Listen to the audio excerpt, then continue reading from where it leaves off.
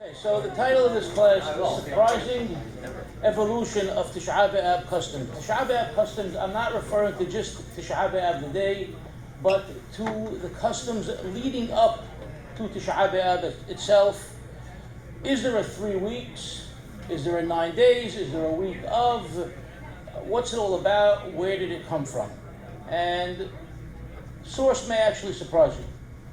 So first of all, if we open up Shulchan Aruch doesn't really tell us anything special about Tish'a BeAb. Rather, it tells us Tish'a BeAb is on the same stage with the rest of the other fasts, except that there are some extra stringencies for Tish'a BeAb. As we know, we can't wash, we can't anoint, we can't wear leather shoes, we can't have marital relations, etc. But other than that, Shulchan Aruch doesn't tell us anything in the initial opening remarks about fasting. It's only in the next section that Shulchan Aruch talks to us about Tish'a BeAb being a little bit different, but not that much different. It all boils down to what's in the Talmud. Talmud meaning the Mishnah as well as the Gemara. So Mishnah Ta'anit opens up and tells us that prior to Tish'a BeAb, we have to decrease our level of happiness, and we have to abstain from certain actions. So it tells us, we decrease our happiness. What is ma'atim b'simcha? It doesn't tell us. It expects us to understand on our own what happiness is and how, or for ourselves, we can limit that happiness. The next deen in the Talmud, Shabbat Shehat Tish'a BeAb Liyo B'tocha Asum L'Sapir M'Chabes. In other words, the week of the fast, it's forbidden. Again, first time it's using the word forbidden to get a haircut or to do laundry. Third and final law, Erev Tish'a BeAb Lo Yochal Basar V'Lo Yishteh Yain. Tish'a BeAb Eve, it's forbidden to eat meat and drink wine. That's it. These are the halachot. Less in happiness, forbidden haircuts and forbidden laundry, and Erev Tish'a BeAb, no meat or wine. Nothing more, nothing less. All of a sudden we get to Gemara. The Gemara Ta'anit starts talking about the other Isurim. All the things that are forbidden on Kippur, we then find out about that they're forbidden on Tish'a BeAb itself. So in other words, these are things that are known to be for the fast, and the things that are different for Tish'a BeAb are for Tish'a BeAb. The only thing they add now in the Gemara for Tish'a BeAb, Talmud Torah. You can't study Torah on Tish'a BeAb because of the pasuk that says, Pikudei Adonai Yisharim Esameh Heleb. The Torah makes us happy. Okay, and we can't be happy on such a day. The Gemara Ta'anit continues and tells you that you cannot have she'elat shalom, you cannot greet one another. It's not a day to be friendly, to be jovial, to be joking around. And bottom line is, anything that applies to a mourner applies to each and every one of us on Tish'a BeAb. Sounds simple enough. We continue now, going through the Mishnayot, the Gemarot, the Baraitot, to see what they have to say. And talking about happiness or decreasing happiness, what does it say? We have a Bariyata in Yibamot, and it tells us from Rosh Chodesh Ab until the fast, people reduce their business transactions that have to do with happy things. In other words, if you have a wedding coming up, you have to decrease that. You don't do it at that time. If you have an extension to your home, it's not something that you need to do this time, that's something that you put off as well. Other than that, business as usual, nothing changes. And as we get closer to Tish'a BeAb, so the week of is more stringent, and that's where the cutting hair and the washing clothing comes in. And then for Sawadam of Seka we spoke about, and what we know is forbidden for Tish'a BeAb, we know. Now we get to new customs, and it's very, very surprising. We have we'll call it a book, called Masechet Sofrim. Masechet Sofrim was written approximately in the 9th century. And this Masechet Sofrim all of a sudden comes and tells us completely different things about this Tish'a BeAb period. and it talks about Tish'a BeAb day. יש שקוראים ספר קינות בערב ויש שמאחרים עד הבוקר לאחר קריאת תורה. There are those that read the book of Echa on the night of Tish'a BeAb, and those that don't read it at night but they read it on Tish'a BeAb morning. שלאחר קריאת התורה עומד אחד וראשו מתפלש באפר ובגדיו משולשים וקורא בבכייה וביללה. After reading the Torah, read Echa and cry and put ash and rip your clothes. And before reading the Sefer Torah, say Baruch Dayan Ha'emet, which is exactly the beracha that we say before ripping a mourner's clothing, before doing the Kiriyah. They put the Sefer Torah on the floor to read it, okay, and they roll it in ash. They cry out, the crown of our head has fallen. They cry out and wail and mourn and give eulogies as if it was an actual funeral. ויש המשנים את מקומן ויש יורדים מספסליהם למטה וכולם מפלשים באפר ואין אומרים שלום זה לזה כל הלילה וכל היום עד שהשלימו העם קניותיהם. And not only that, people don't sit on chairs, they change their spot, they sit in the knis. Same thing we do with a mourner. If a mourner is in the knis, they sit in a different area. Okay, and everybody, again, once it talks about putting ash on their bodies and on their clothing, on their foreheads, and they do not greet one another until all the kinot are over. And during the time of kinot, it's forbidden to speak during kinot as if they were actual berachot, or like as if they were the amidah, and it's forbidden to walk out of the knis while the kinot are going on. Now all of a sudden, these laws pop up, 9th century, we don't know where they come from, we don't know where they belong, how they came in, and why they're going on. And there's so many things that, all of a sudden, from nothing at all to so many extra stringencies, so many different actions, so many different ways to mourn. And there has to be a source for it. It had to come from someplace. And if you look around, you see that there's a difference now between, we have two different Talmud. We have Talmud Babli and Talmud Yerushalmi. Talmud Babli is the Babylonian Talmud, what was studied and basically put together by the Hachamim in Babylonia, in Iraq. And the Talmud Yerushalmi, which was done in Eretz Yisrael. And we see differences of opinion and differences in the way that they approach each and one of these aspects of Tish'a BeAb. And another thing that we see when they talk about, and we know this Masechet Sofrim section that we read comes from Eretz Yisrael based upon what they wrote, because they said they talk about kinot, which are both Megillat Echa as well as kinot, the different elegies that we say, different dirges that we read and sing, and they talk about it being after the Amidah. In the Minhag of Babel, and this is something that we don't see often anymore, very few communities still do it, they actually insert these additions into the Hazara of the Amidah. Since Masechet Sofrim is talking about it being after the Amidah, we know this piece comes from Eretz Yisrael. So we're seeing the development of stricter customs coming from Eretz Yisrael and not from Babel. Question is why? What's going on? Where did these new humrot come from? Besides those new humrot, we have more new humrot coming in. We have no meat and no wine, not just for Sa'udah Mafseket, but for an extended period of time, which once again we'll try to figure out what that period of time is and where that comes from. Okay, even on a day like yesterday, where we're dealing with Shabbat, there are those who forbade eating meat and wine for Sa'udah Mafseket, even though we say we're allowed to eat it, and we do eat it.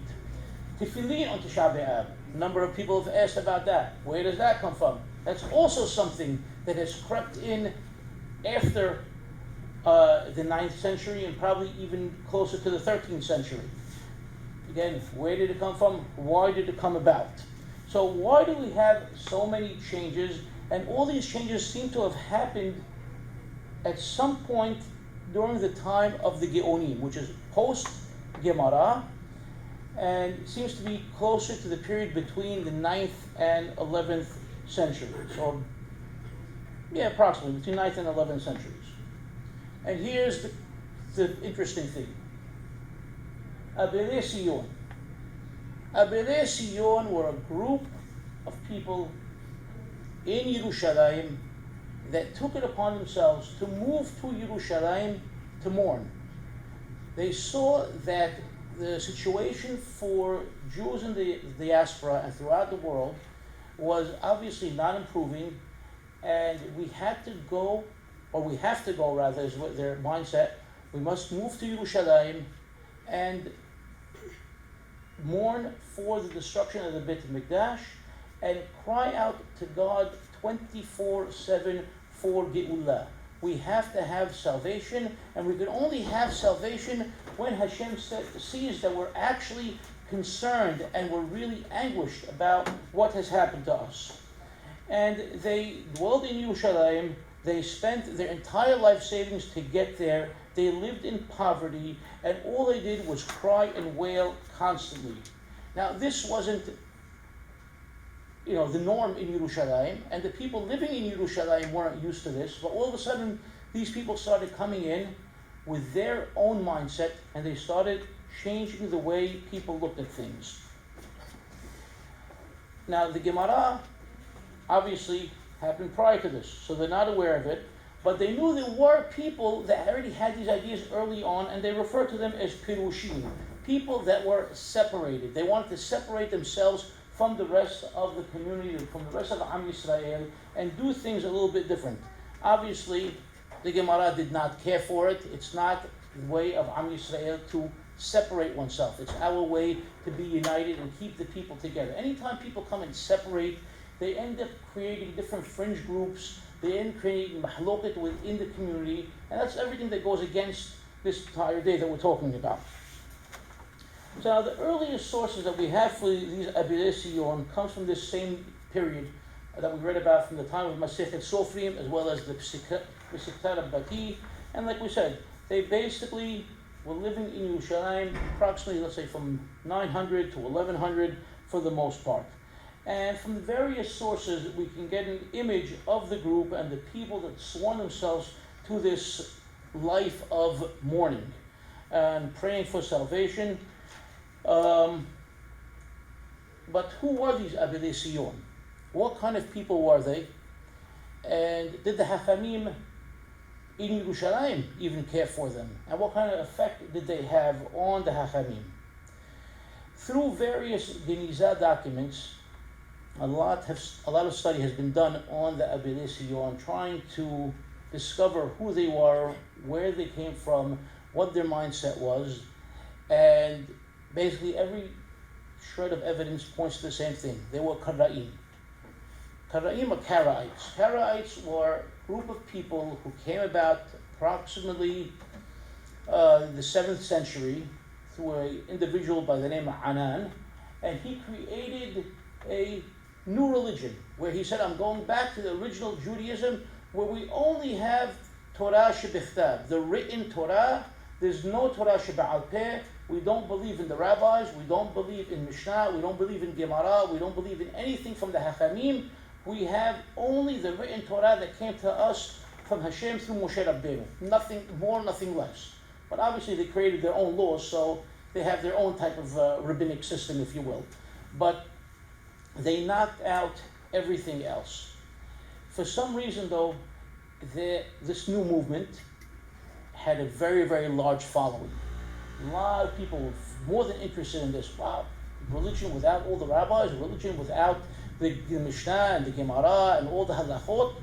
I could go for that. That's easy. It's not as easy as you think if you actually look at the Torah and the actual laws there. It becomes probably more difficult at times. But people were very, very drawn to it, and they also happened to get a lot, because they were mourning, people from communities outside of Israel heard about them and started sending them donations, big donations. Wow, these people are mourning for Yerushalayim, they're mourning for the Beit HaMikdash. I can't do that, but these guys must have the right thing. Let me send them donations. And we're sending them gold and silver and all types of things. They became very, very wealthy, very, very influential, and they were able to control what religion became in Yerushalayim. during this time period, from about 800, 900 till about 1099. Okay, 1099, as we know, Crusades came, destroyed Yerushalayim, destroyed all sorts of Judaism. Okay, didn't make a difference if you were Karaite or regular rabbinate following Jews. And this is what was going on at the time. So once you take all this into perspective, now you begin to understand that we have a group of people, and they weren't a large group, but they were very, very powerful and very, very influential. And because of them, the entire face of Judaism started to change. What we're going to look at now is just how they affected Tish'a BeAb and its practices.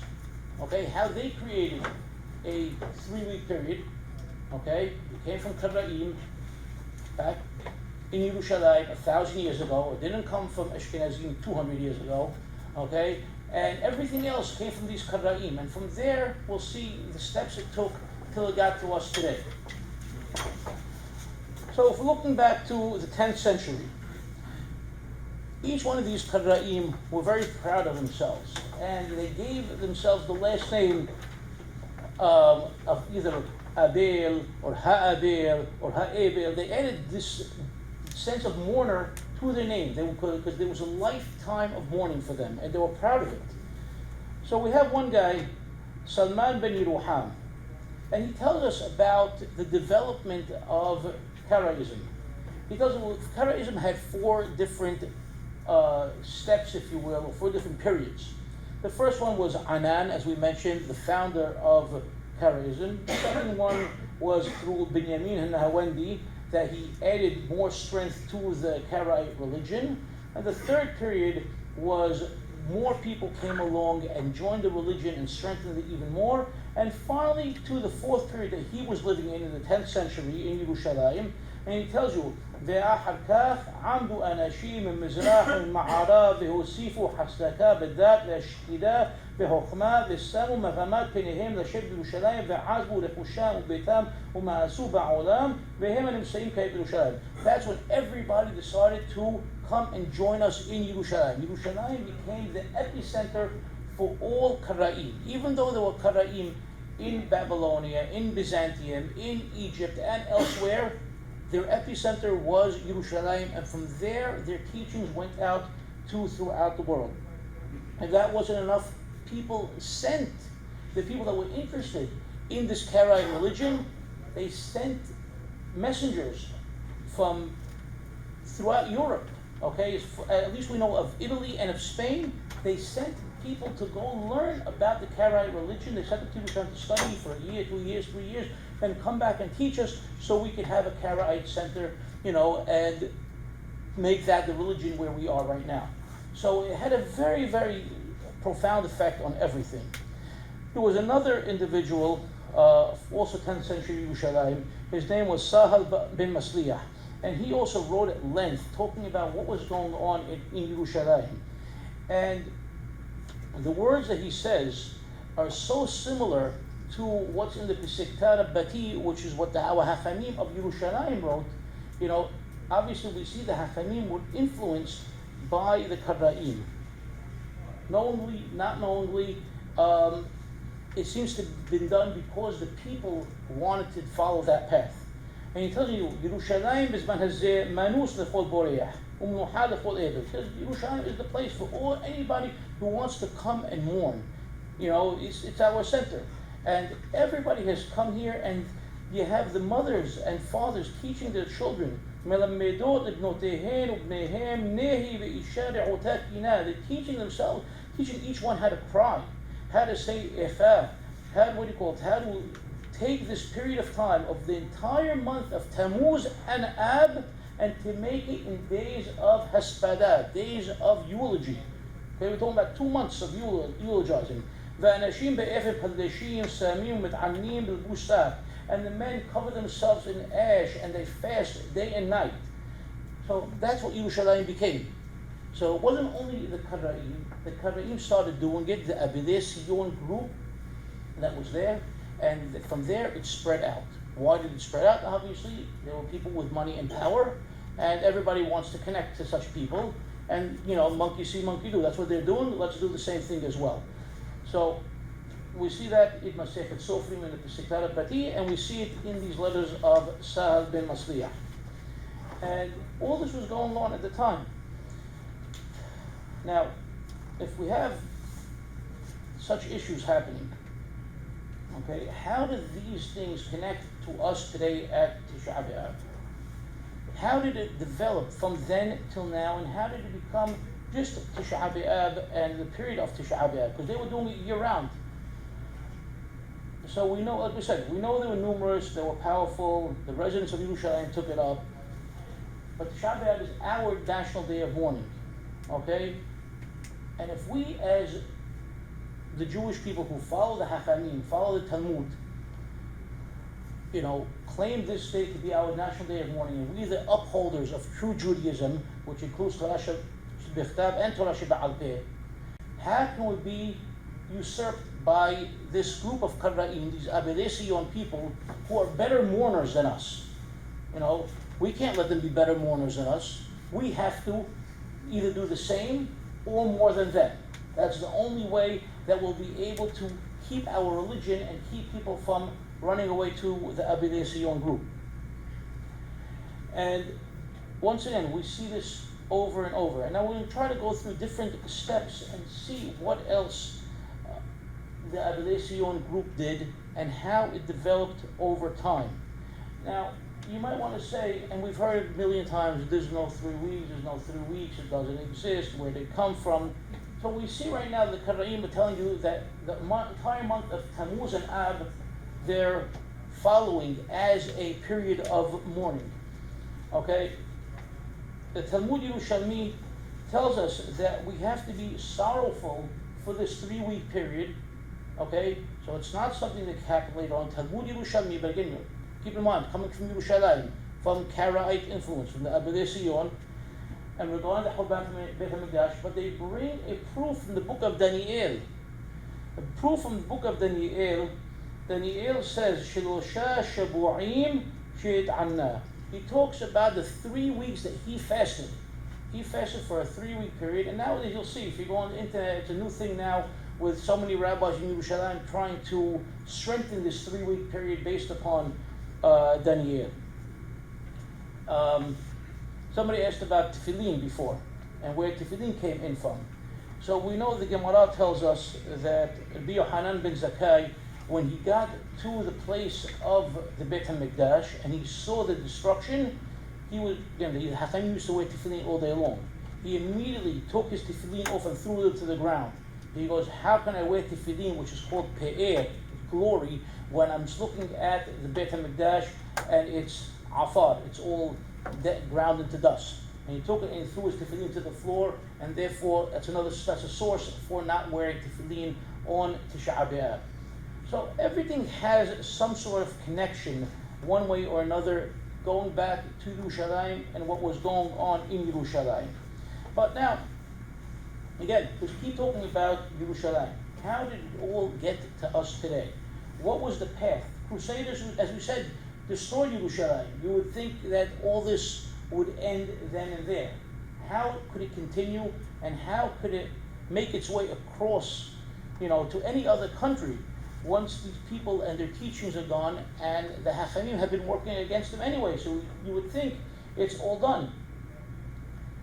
Problem is that the Hachamim had to write. They had to answer questions. People had questions. What do I do in this situation? What do I do in that situation? How many days do I not shower for? How many days do I not eat meat for? How many days do I not do laundry for? Where does each thing fall? So through their answers, you learn how to infer everything else that was going on. And as people infer things, they decided, oh, that's a nice extra stringency. That's a nice extra humrah. Let me add that on. Oh, if other people were doing it, even though the rabbi said I don't have to do it, but I can do it, other people were doing it. Again, it doesn't tell us where it came from. So, many things that were going on in Eretz Israel, there was a strong connection from Israel to Italy, and more specifically to southern Italy. there was travel by land all the way around there, but more there was a direct sea route from the coast of Yerushalayim, from Jaffa, directly to Bari, Italy, as well as to other points in southern Italy. And Hachamim would travel back and forth between these two countries, sometimes stopping off in Greece, but generally going directly. And it's a short trip, it's only 3-4 days by boat. So it was something that they did often. And they carried these ideas from there to Italy. But also, why Italy? Yerushalayim, prior to the Crusades, was part of the Byzantine Empire. So the Byzantine Empire controlled that entire region of Israel northward, as well as Italy. So because of that, they had a stronghold and a connection, as well as through different diplomatic channels, they were able to get things across from one place to the other. So now these minhagim and these rabbis and these people that were practicing the mourning customs of the Abilei Sion got to Italy. Once they got to Italy, they started planting their seeds in Italy, and that's where it all begins to develop. So everything starts coming to us from the Abilei Sion to Italy. What do we start seeing in Italy? We start seeing everything. Anything you could think of develops in Italy, and from there it begins to expand. So we're dealing with 9th century Italy. Okay, we have an anonymous volume, manuscript from 9th century Italy, and listen to this. It's talking about when you go to bury somebody. You go into the cemetery to bury somebody, and now you're on the way back. You know, the way back, you come home, you have sa'udat habra'ah, you have that meal of the egg and piece of bread, you know, and then obviously it's followed by birkat hamazon. כשחוזרים מבית הקברות עם העבד, אוכלים עמו, we eat with the mourner. ואחר אכילתם מברכין ברכת אבלים. And after that we say ברכת אבלים, נברך מנחם אבלים שהאכלם שלו, and they answer ברוך מנחם אבלים שהאכלם שלו תבוא חיים. In the birkat hamazon we add a section. And what is this section? נחם. נחם אדוני אלוהינו את אבילי ציון ואת אבילי ירושלים ואת האבילים המתאבלים באבל הזה נחם מאבלם ושמחם מגרונם כאמור כאיש אשר עמו תנחמנו כאנוכי מנחמכם וירושלים תנוחמו ברוך אתה השם מנחם אבילי ציון בני ירושלים. All of a sudden we get this beracha, and you would think the beracha is going to start talking immediately about the mourner that you're there with. But it's talking about who? Abilei Sion. It's talking about those guys that are mourning in Yerushalayim. What's the connection? And they put them into the beracha as well. Menachem Abilei Sion b'nei Yerushalayim. The only way you can rebuild Yerushalayim is through consoling the Abilei Sion. Our entire religion was permeated with this idea of the Abilei Sion being the people, the group that cares about our Beit HaMikdash, that cares about the future of our religion, and the only way to do it is through adding mourning practices. And till today, you're going to go now Minha, you're going to open up your book, you're going to see in the middle of Minha, page 234, Nahem Adonai Eloheinu Abilei Sion et Abilei Yerushalayim. Do you know any Abilei Sion today? Do you know any Abilei Yerushalayim? They don't exist. But our prayer is still taken over by them. And we don't even realize that we're talking about them. And they're right there. The Abilei Sion were viewed as the true mourners. They're the only ones that need to be consoled.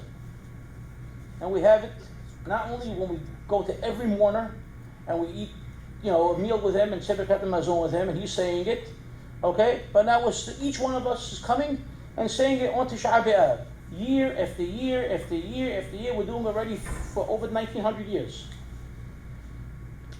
Now, adding the Nahem prayer to the Amidah on Tish'a BeAb is something that we know from the Gemara. But the Gemara doesn't say anything about the words Abedei Sion. It's not in there whatsoever.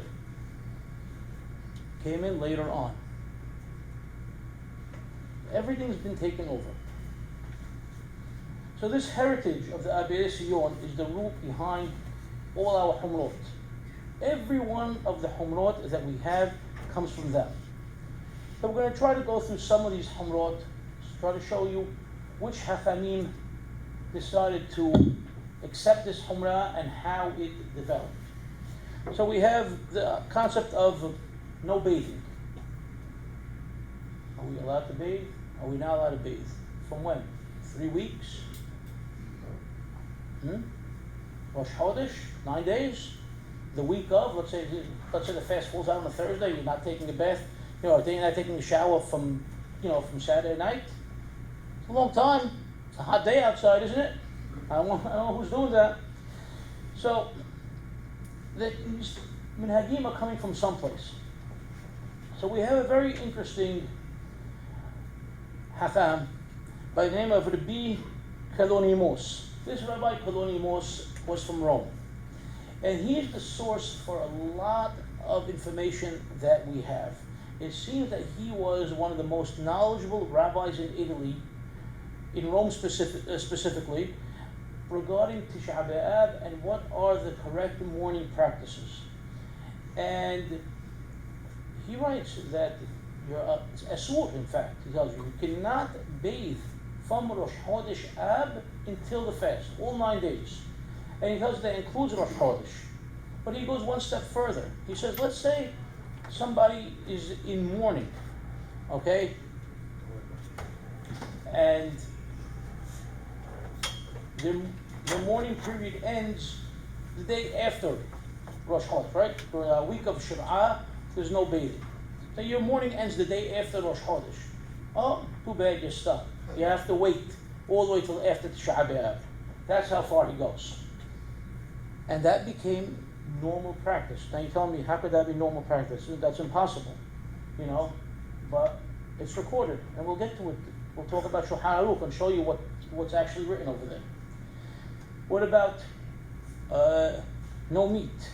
We saw the Gemara tells us no meat and no wine is only for Sa'udah Mafsekit, okay, for that final meal, for the day, right before the fast. And we hear about this Rabbi Tish'a BeAb, who was one of the rabbis of Rashi. Okay? Rashi, pretty famous guy. Obviously, something that is coming through Rashi, we're going to end up taking over. And so Rashi's rabbi tells us, no meat for all 9 days. Now we know where no meat for all 9 days came from. Okay? The Gemara doesn't tell us that. But now, not only that, but this Rabbi Yitzhak, we now have new evidence that shows us that he was living in Germany, but he went for a period of time to Rome to study. Where did he pick up the practices from? From Rome, once again. Italian practices that came from the Abedei Sion to there and taught us all these lovely things about mourning.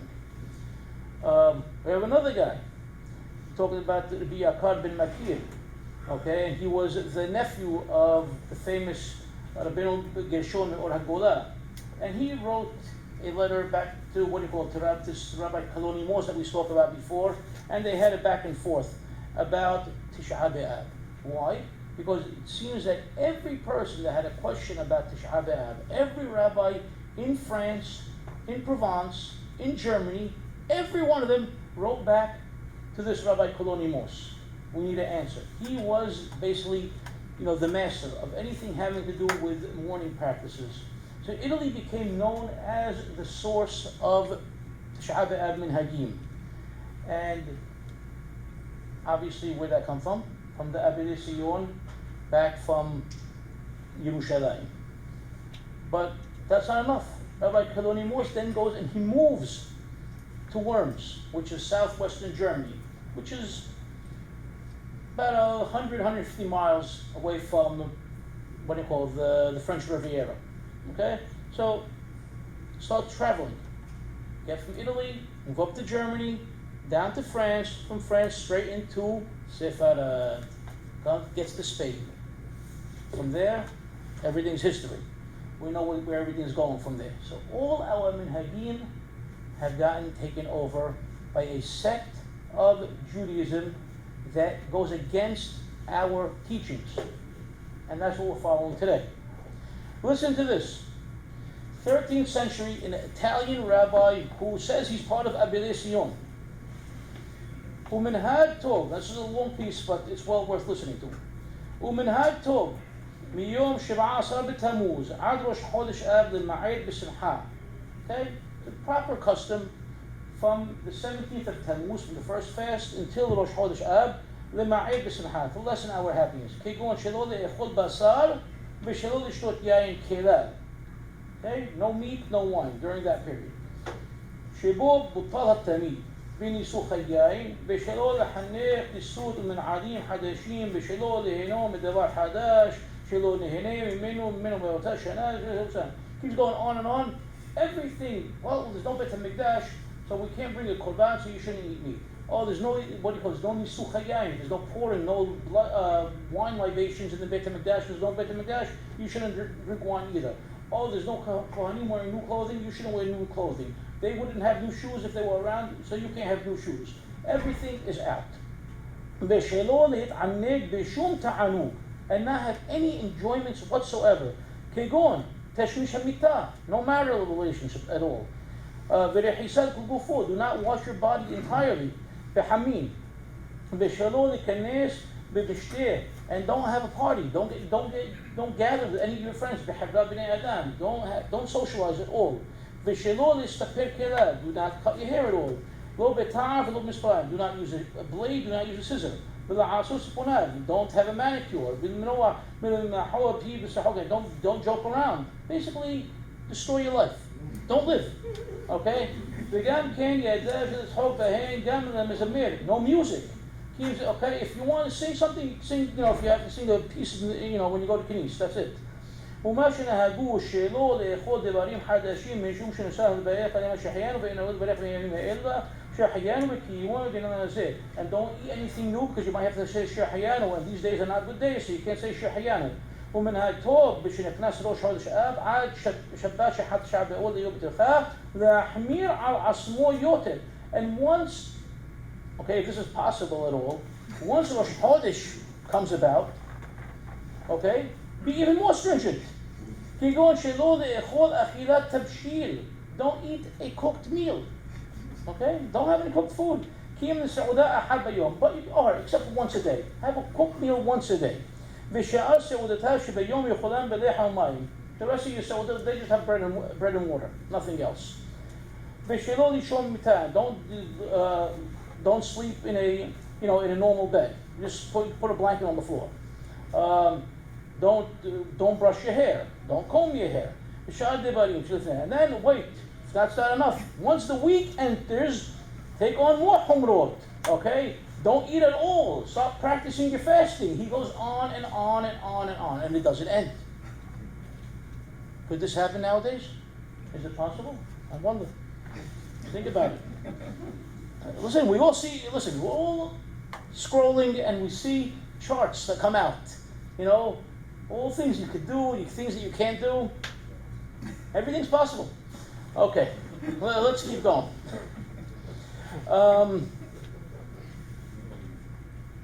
I'm right. Okay. On that, maybe you dealt with this already? Maybe. The basic, you can't fast.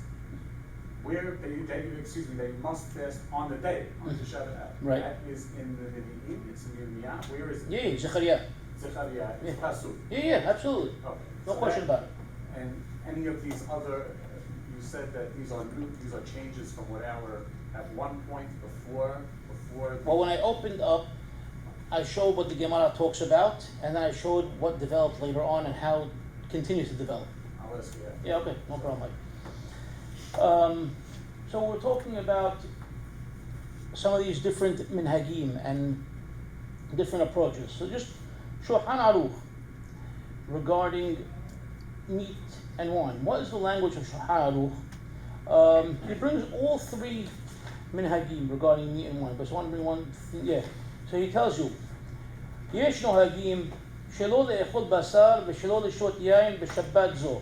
There are those who abstain from meat and wine the week of the fast. ויש שמוסיפים מראש חודש עד התענית, and those that abstain for the entire 9 days. ויש מוסיפים מ-17 בתמוז, and those that don't have any meat or wine for the entire 3 weeks. So obviously this was a practice that he not only read in the books, but he knew of that people were doing.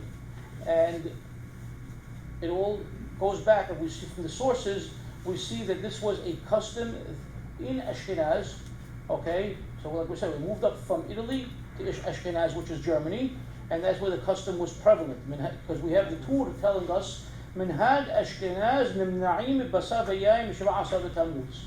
So they wouldn't have meat and wine for the entire 3-week period.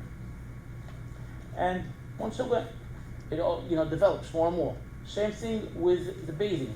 If you could do it a week of, 9 days, 3 weeks, and then they get into a discussion. If you could have cold water, if you finally do decide to bathe during any of those days, it could be, can you use hot water, can you use cold water? And they have a whole back and forth about it. And this is something that the Sephardic rabbis didn't accept. Obviously, it's not something that filtered down to Spain, because they said, Harambam is very clear that we're talking about hot water, when you have hot water as part of your enjoyment, when you're going to a bathhouse, you're going to a Turkish bath, and that's a different type of thing. But if you want to just jump to, into a pool of water, you want to jump into the ocean, you want to, obviously they didn't have showers the way we know them today. With cold water, that wouldn't be a problem. But there is an opinion of no showering for 3 weeks or for 9 days. Haircuts, same thing. We know that Ashkenazim till today, they don't take haircuts for the entire 3-week period. For us, it's just a week of. Laundry, similar type of thing. I think they abstain for 9 days. Bottom line, like I've showed again and again, the Avirei Sion mourning practices permeated the entire 3-week period. There's no area that they did not touch, and this was all done in order to minimize happiness, because they could not define the dictum of the Hachamim, Mishenichnas Ab Ma'atim B'Simcha. What does that mean? Let's find ways. Let's find more ways. Let's find more ways. Let's start being sad from beforehand. That way, once we enter the month of Ab, we're sure that we're not having any happiness. As we said, a Saturday Sa'udah Mafseket, like we had yesterday, so many of the rabbis came out against it. Shulchan Aruch obviously didn't go for it, and Shulchan Aruch, Yosef Karo says, Imhat Tish'a BeAb be'ahad b'Shabbat, or Shahal b'Shabbat, like we have right now, v'nidha le'ahad b'Shabbat, and it comes out on Sunday, Ochel basar b'shotei yain b'Sa'udah Mafseket ma'alei Shulchano afilu k'Sa'udah Shlomo HaMelech be'et Malchuto. You have a full course festive meal like Shlomo HaMelech would have in the days of his kingdomship. Tashvish Hamitah, marital relations, they got rid of that as well for this period of time. A couple more things and I'll get to you 1 second. This is an interesting one. Yesterday was called Shabbat Hazon. So Shabbat Hazon is the Shabbat prior to Tish'a BeAb. Doesn't make a difference if it's Tish'a BeAb day itself or a couple of days before. Another humrah, another stringency that came, again, Italy to Germany to France and down to many communities, is that on that Shabbat, since the 12th century, you cannot wear fresh clothing. No freshly laundered clothing, no Shabbat suits. You have to wear, daily clothing, something that looks non-festive. So on that token, they went further to the concept of tefillin. Tefillin is our glory. And as we mentioned earlier, no tefillin, but they went one further step that the Karaim never wore tefillin, okay? Because Karaim, as we said, take the Torah Shebechtab, the literal reading of the Torah Shebechtab, and the Torah Shebechtab says, it doesn't tell you to wear it on your forehead. This has to be between your eyes. So they'll hang it up and look at it, or they'll hold it in their hand and look at it and place it behind, between their eyes, and that's it, and they're done. So they don't wear tefillin at all, kara'im. So how did a concept like that come to us today that we don't wear tefillin on Tish'a BeAb? If you want to look at it from the point of the Abedei Siyum. Okay? And that's another thing, because of that, the Ashkenazim that started picking up these customs from the Italians said, once again, this is something that is a pasuk in Echa, in the Megillah that we read this morning, Bisra' Imrato, that he carried out the decree. And the decree goes back to the Beit HaMikdash of the destruction. Yochanan ben Zakkai saw it, got rid of his tefillin, they connected all together. Even though they don't believe in the Hachamim like it would be Yochanan ben Zakkai, but they had to find a way to make it work. Or there's another pasuk that talks about Lasum la'abedei Sion pe'er tahat efer, so this is our efer, this is our ash in place of our tefillin. And this became the predominant minhaj among Ashkenazim first, of not wearing tefillin on Tish'a BeAb, and from there it moved down to France, down to Spain, and we start seeing it in the later days of Spain, until it came to us, it filtered down to us in the Middle East, where we don't wear tefillin as well on Tish'a BeAb morning and only in the afternoon. Again, there's so many minhagim. I could go through one by the other, but I think you got the basic idea that we say, these minhagim came from the J-Dubs. They didn't come from the J-Dubs. They came way farther back and from a source that our Hachamim always fought against. Okay? From the Kara'im, a group of people that worked 24/7 to undermine our Torah Sheba'al Peh. Keep that in mind when following certain practices, and maybe certain practices need to be revisited. Yes? Is there any mention about weddings or parties or happy occasions in the communities or marriages? So this is a favorite topic in the community. Bottom line is, there are sources both ways. Okay? To have or to not have. There's no clear-cut thing. Speaking to elders, you get both sides of the coin. So if that's what you're looking for, I can't give you anything concrete telling you it's only this way. From this source, that's what the Hachamim are talking about. Ma'atim b'simcha, that's the 9 days. That would be the 9 days there would be no weddings. They didn't have parties the way we know parties today. My question is, this comes all this year from the Karai. Yeah. But we don't recognize them, Right. correct? So why should we follow all this? That's exactly Thank you. That's exactly my point. What do we do? We're sitting here and we're all... One second. It's not about, it's not,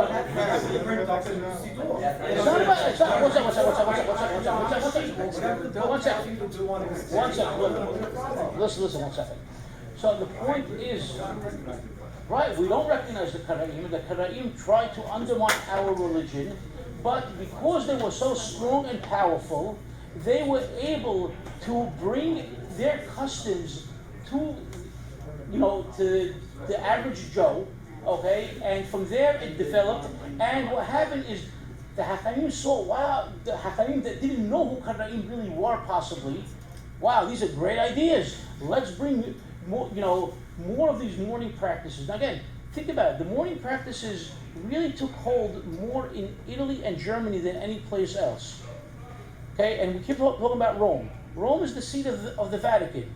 Christianity is very, very into this concept of self-infliction. Okay, Christianity is very into that. You have to inflict the pain upon yourself to bring about salvation. Okay, all Jews are products of their surroundings. Okay, we all pick up different things. Okay, you're going to sing something or eat something based upon where you grew up, and he's going to do something based upon where he grew up. We all bring in different aspects of the culture that surrounds us, and then over time, though, it was accepted without knowing the origins, and it became into what we know it today. That's the problem. You had the Shulchan Aruch that was clearly specifying, saying, hey, we don't do that. Right.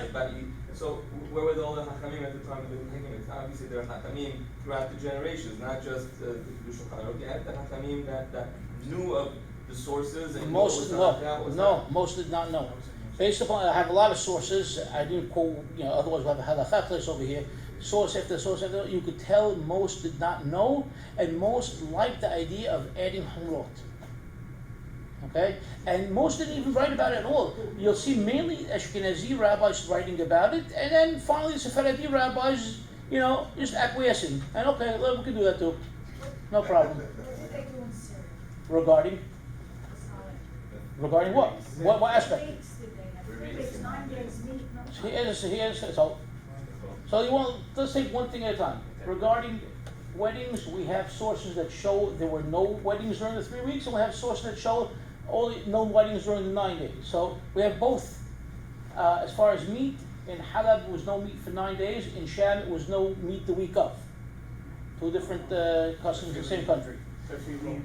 Tefillin is very clear. We didn't wear tefillin in the morning. We wear tefillin in the afternoon. It's very clear. Even at home? No, I'm not talking about neither. So the home thing is more of a concession as to either let's wear it because really that's what the real halakha is, but we can't, show that we're doing it publicly, or it's something that developed later on based upon a school of thought of mekubalim, where it's important to wear tefillin no matter what. Because like, let's take, for example, a person, but Minan, somebody dies, okay? That first morning, okay, after the funeral, they don't wear tefillin that morning, before the funeral, after the funeral. But according to Mekubalim, once you bury the body, go home and wear tefillin anyway. So for the Mekubalim, it's very, very important to wear tefillin. That's more recent? Let's say that would be in the last 500 years, approximately. So But don't we do both now? Then we have some who what? would wear tefillin in the morning by themselves and then come to feast without it. That's the only custom. As opposed to not putting, I thought the way the Shulchan Aruch and, The you don't put it on at all. the Shulchan Aruch custom of the mentions to not wearing tefillin in the morning at all is not something that we know of in the Halabi community, at least in the last 500 years. Okay? Right. It may have existed before, but that would predate Shulchan Aruch. So can't So answer it that. wasn't really our custom to wait till Mincha to put on tefillin. To wear it publicly, yes. Publicly. Publicly, but privately. Privately, before, yeah. Okay? Yo, Good. what about the 10th of Ab? Is there any minhagim? We have minhagim. 10th of Ab is an even later custom, and that probably didn't even, well, that came from the Abedesiyon also, because the Kara'im do not fast on Tish'a BeAb, they fast on the 10th of Ab. Okay? Fact. So that's where the 10th of Ab practices came from. Based on what? Based upon their understanding of the Mikra, that the burning, the destruction happened on the 10th and not on the 9th. Okay? All right, hopefully this is the end of Tish'a BeAb.